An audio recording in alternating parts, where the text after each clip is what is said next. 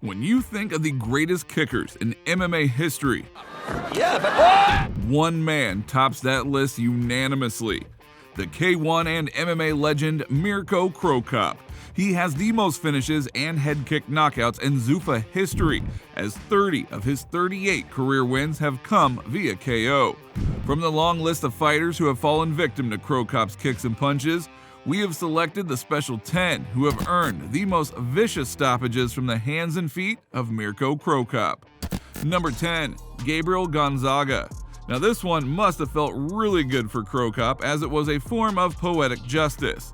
When Cro Cop made his highly anticipated UFC debut in 2007, it seemed inevitable that he would be fighting for the belt soon enough. However, in April of that year, he ran into GABRIEL Gonzaga and got a taste of his own medicine, as Gonzaga KO'd him with a brutal head kick.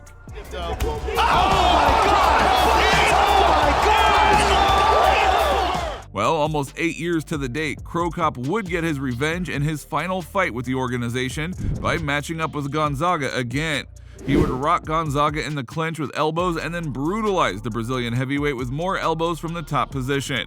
By the time the referee stepped in, Gonzaga was a bloody mess, and Cro Cop had his revenge. Number 9, Hongman Choi. Choi was an enigma in combat sports, as his 7-foot 2-inch frame easily towered over his opponents. But as the saying goes, the taller they are, the harder they fall. So when Cro Cop matched up with Choi in 2008, everyone anticipated one heavyweight to fall before the match was over. But the way the fight played out was different than most imagined.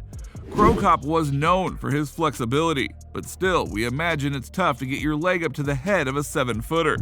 That is why he chose to target the legs of the giant Choi. And within the first round, Choi was on the ground, writhing in pain and holding his knee, after Cro Cop slammed his tree trunk-like legs into them repeatedly. Taking a kick to the head from Cro Cop might be worse, but we're sure the knee pain was out of this world awful. Number 8, Mark Coleman. The Hall of Famer Mark Coleman has had a legendary career. He was the first ever UFC heavyweight champion and then became a premier heavyweight in the Pride FC roster. Unfortunately for him, he was matched up with another premier heavyweight in Cro Cop in 2005. The fight barely lasted 4 minutes, as Coleman attempted several desperation shots to take down Cro Cop, which the Croatian superstar easily shrugged off before. It seemed as if Coleman was genuinely terrified of Cro Cop's power, and hey, we don't blame him. Cro Cop eventually landed several left hands, including an uppercut that left Coleman face down in the ring. Number 7, Ron Waterman. Waterman was the first ever WEC Super Heavyweight Champion, and after winning the title, he took his talents to Japan. But unfortunately for Waterman, he would run into Cro Cop in his second fight with Pride in 2004. So what makes this KO particularly devastating is the Pride rule set. In Pride, you were allowed to soccer kick your opponents, and we're sure you can tell where this is headed. After Cro Cop rocked Waterman on the feet, Waterman tried for a desperate takedown, which Cro Cop stuffed and proceeded to drop several soccer kicks to the head of Waterman before the referee finally stepped in and saved him. For a stamina problem, so I thought he was great. Okay, well, we'll wait to see. The brutal visual of soccer kicks is one reason why the UFC never implemented them, but it's hard to argue the effectiveness of the technique. Number 6, Dos Caras Jr. If you're a wrestling fan, you might recognize the name Alberto Del Rio, more so than Dos Caras Jr. Well, before Alberto Del Rio decided to pursue wrestling full-time, he thought it would be a good idea to try his hand out in MMA. Unfortunately for him, he was matched up with Cro Cop, who was on a kick KO streak, which would continue with Del Rio. Del Rio came into the ring wearing the traditional Mexican mask that hid his identity, but what was clear to see was Del Rio's slumped body after taking a clean head kick from Cro Cop near the rope. And as Del Rio lay unconscious, he took a vicious uppercut. And all you could see of Del Rio was the blood trickling down from underneath his mask. Talk about brutal. No wonder Del Rio went into the wrestling route after that. Number 5, Heath Herring.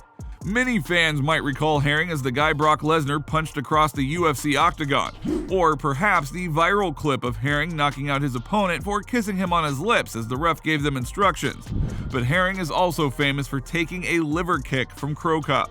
Cro Cop fought him back in 2003, and Herring was the first top 10 heavyweight he had faced off at that moment. In the fight, Herring tried desperately to take the fight to the ground before getting hit right in the liver with a right leg. After a second of delay, Herring collapsed to the ground in pain as Cro Cop pounced on him to finish the fight. Many fighters will tell you they would rather get kicked in the face than the liver, so we can only imagine how much a kick from Cro Cop hurt when he landed that one cleanly. Number 4, Bob Sapp. If looks alone could win you fights, then Bob Sapp would be undefeated. Sapp stood at 6 feet 5 inches and was every bit of 329 pounds, to the point where his muscles had muscles. By the time that Sapp faced Cro Cop, he was a diminished version of his earlier self, which only made the beating that he took from Cro Cop in the kickboxing arena that more vicious. Cro Cop would strike the big man with a liver kick, freezing him in spot long enough to land a devastating punch to his orbital and breaking it. Sapp would visibly moan and writhe in pain in the ring as the referee called off the fight. If you need facial surgery after the fight, then you definitely belong on this list. Number 3, Alexander Emelianenko. Brother of famed Fedor Emelianenko, Alexander might not have been as skilled, but he was more vicious and scarier than his older brother. However, it seemed as if Alexander was overconfident in his skills, as it was only his 4th professional fight when he matched up with Cro Cop.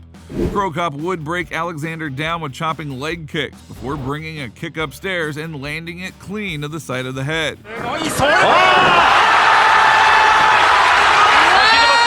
Alexander would go down immediately, but before the ref could step in, Cro Cop landed several hammer punches to the unconscious Alexander. Seeing the brother of Fedor lay there unconscious as Cro Cop celebrated definitely added to his legend. Number 2, Wanderlei Silva. During the 2006 Pride Openweight Grand Prix, Cro Cop matched up with the axe murderer Wanderlei Silva. Silva was the middleweight champ of Pride and wanted to test his luck with the big boys. Unfortunately for him, he would take a beating from Cro Cop that many people point to as being the downturn of Silva's legendary career. The fight only lasted 1 round, but Silva was rocked and bloodied up with cuts before Cro Cop landed his patented left head kick, grazing off the top of Silva's head, but the force was enough to fold Silva and leave him unconscious in the ring. Cro Cop's power was so great that he could literally change the projection of your career. Number 1, Igor Vovchanchyn. Some of the newer fans might not have heard of Ice Cold Vovchanchyn, but back in the day he was an absolute force. He holds the 2nd longest unbeaten streak in MMA and the 2nd most successful MMA fighter ever by numbers of wins achieved by knockout. He had a record of 51-7 when he was paired with Cro Cop in the Pride ring. The extensive kickboxing experience of both men had everyone anticipating a high-level stand-up battle, but the fight didn't even reach the 90-second mark before Cro Cop landed a devastating left head kick. Some blood. Oh, high kick and down goes Igor. He is out. As Cro Cop famously said, "Right leg hospital, left leg cemetery."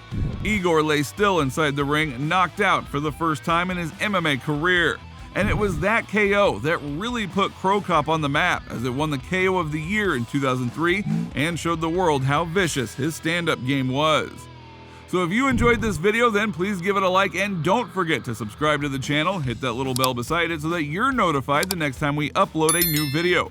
With that being said, you just watched us break down Mirko Cro Cop's 10 most vicious knockout finishes of his career. We'll see you next time.